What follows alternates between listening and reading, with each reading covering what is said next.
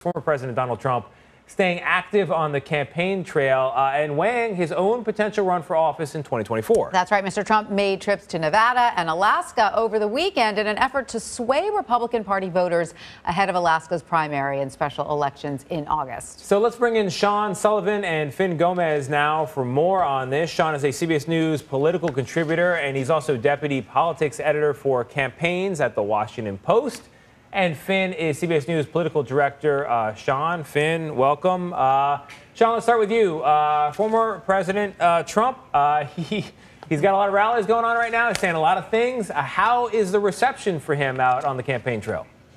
He does have a lot of rallies going on. I mean, as you guys mentioned, he was in Nevada and then in Alaska over the weekend, and he's shown that he still has an ability to draw sizable crowds, which he did in Alaska. He had a rally earlier in the year in Wyoming where he drew a big crowd. You know, he's holding these rallies as if he's sort of, you know, kind of is acting as a presidential candidate, even though he hasn't announced officially whether he is going to run or not. You know, at times, though, we have seen some hostility in crowds toward him since he left office. When he's mentioned COVID vaccines, for example, at times he's gotten some pushback from crowds. So it hasn't always been, you know, pure enthusiasm for the former president.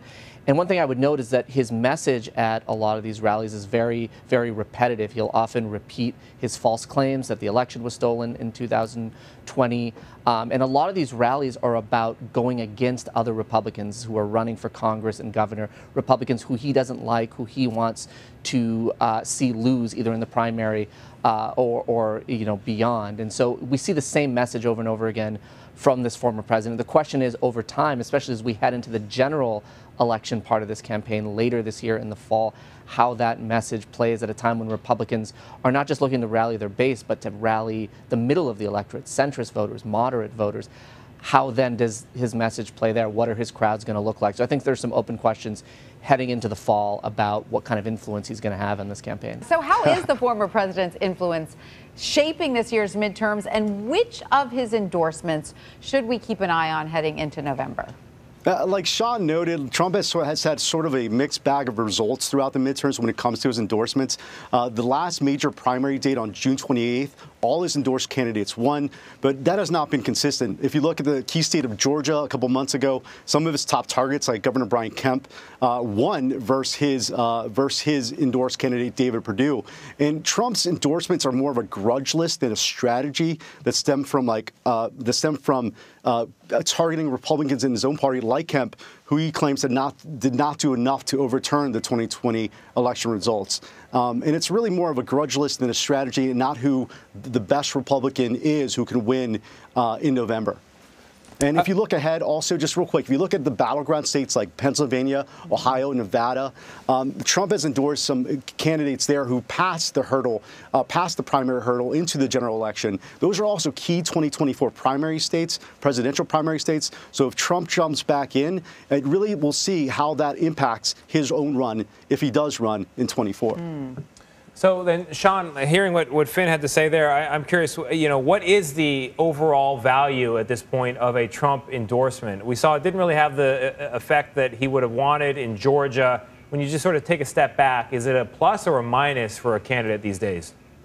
It really has depended on the race, and I totally agree with what Finn said. If you look across the board, there's certainly places you can point to in contested primaries where the former president can argue that, you know, his endorsement made a difference. You look at a race like Ohio, which was sort of a free-for-all for a while.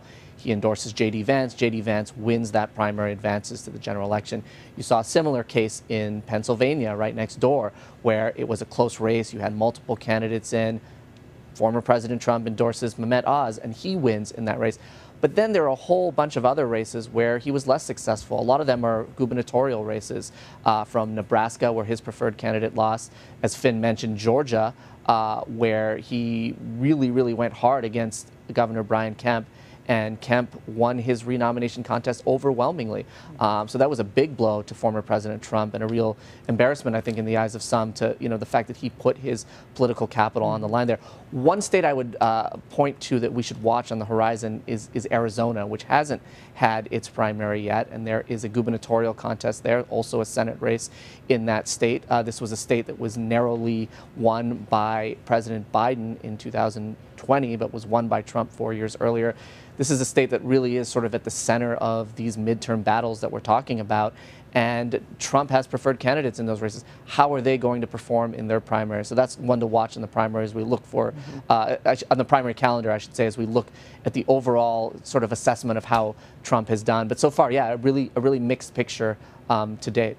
So, Finn, another interesting development that we're starting to see that we didn't see before is a growing number of high-profile Republicans are beginning to endorse against Trump-backed candidates, which, is something nobody dared to do before. So tell us a little bit about this trend, and what does that say about Mr. Trump's standing within the Republican Party? Yeah, you're right, Tanya. This trend is sort of a proxy war through primary endorsements. Even Donald Trump's former Vice President Mike Pence endorsed, again, Brian Kemp in Georgia. And again, he won over Perdue in that race. Perdue lost badly in that race, as Sean noted. And as Sean noted, in Arizona, it's a big primary coming up in a couple weeks. Trump has endorsed MAGA ally Carrie Lake. But Republican Governor Doug Ducey, who caught the ire of Trump for his refusal to go along with his efforts to reverse the 2020 presidential election results in the Grand Canyon state, has endorsed Karen Taylor Robson in that gubernatorial primary race. Ducey is also the powerful head of the Republican Governors Association, so he also has some sway in that state. It's an interesting race, but we'll see what voters decide in a couple weeks. All right. Well, Finn Gomez, again, congratulations to you, and Sean Sullivan, thanks to both of you for joining us.